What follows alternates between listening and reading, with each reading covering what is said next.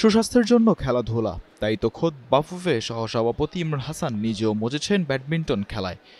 সুস্থ শরীর সুন্দর মন, তাই তো খেলাধুলার প্রয়োজন। সে আলোকে রাজধানীর বসুন্ধরা স্পোর্টস সিটির ইনডোরে অনুষ্ঠিত হয়ে গেল কর্পোরেট ব্যাডমিন্টন টুর্নামেন্ট।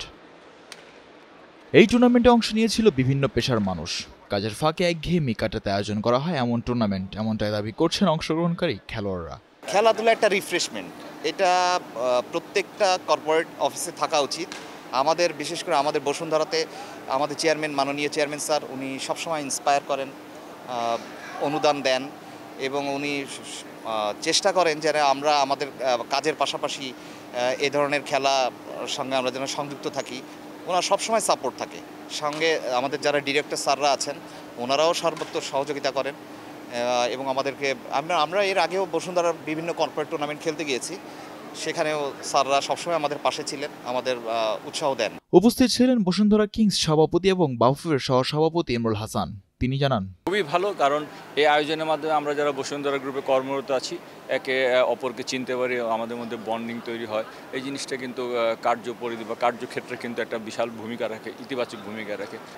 এবার যেহেতু ক্যাটাগরি ওয়াইজ করা হয়েছে, তো ক্যাটাগরি ওয়াইজ যদি না হতো তাহলে হয়তো নিজে কতটুকু যোগ্যতা সম্পন্ন বা দক্ষতা সম্পন্ন সেটা হয়তো বুঝতে পারতাম। যাই হোক, যারা আয়োজক আছে তাদেরকে ধন্যবাদ।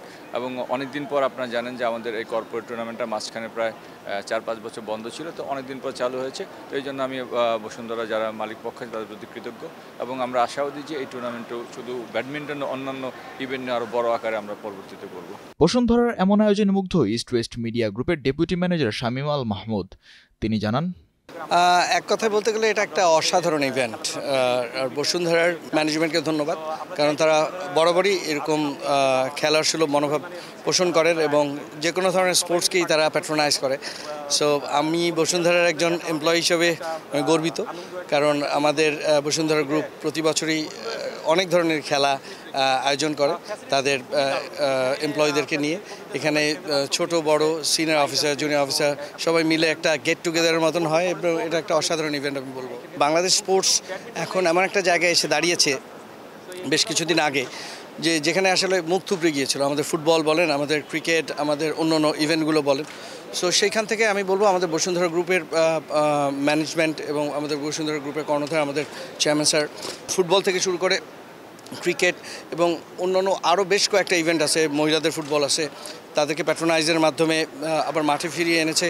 এটা নিঃসন্দেহে একটা অসাধারণ একটা ব্যাপার আমি বলবো। এবং দেশের এইরকম একটা পরিস্থিতিতে এই ধরনের উদ্যোগ একটা এত বড় কোম্পানির অবশ্যই নেওয়া উচিত এবং অন্য যারা আছে আমি তাদেরকেও আহ্বান করবো তারা যেন এরকম একটা কর্পোরেট টুর্নামেন্টের মধ্যে দিয়ে যায়, যাতে করে দেশের মানুষের মানসিকতা এবং ক্রীড়ামোদী সকলেই যেন এরকম ক্রিয়ার মধ্যে দিয়ে যেতে পারে।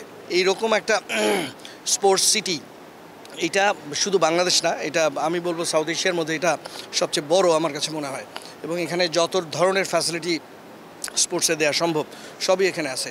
সো আমাদের বাংলাদেশের আশু যে ক্রিয়া অনেক দূর এগিয়ে যাবে এবং বসুন্ধরার হাত ধরে এরকম একটা ক্রিয়া কমপ্লেক্সের মাধ্যমে আমি তাই মনে করি। এটা একটা এমন চমৎকার একটা পরিবেশ আমাদের জন্য সৃষ্টি করেছে বসুন্ধরা, যেটা আসলে লুফে নেওয়ার জন্য সারা দেশ উদ্গ্রীব হয়ে থাকবে বলে আমি মনে করি। সো শুধুমাত্র ব্যাডমিন্টনটা আমরা যখন ছোটো ছিলাম বা আরও ইয়াং এজে ছিলাম তখন ব্যাডমিন্টন শুধু শীতেরই খেলা ছিল, কিন্তু এরকম একটা ক্রীড়া কমপ্লেক্স থাকলে ব্যাডমিন্টন সারা বছরই হতে পারে এবং যা বাইরের দেশে সবসময় হয়। সো এটা অসাধারণ একটা উদ্যোগ এবং সাধুবাদযোগ্য।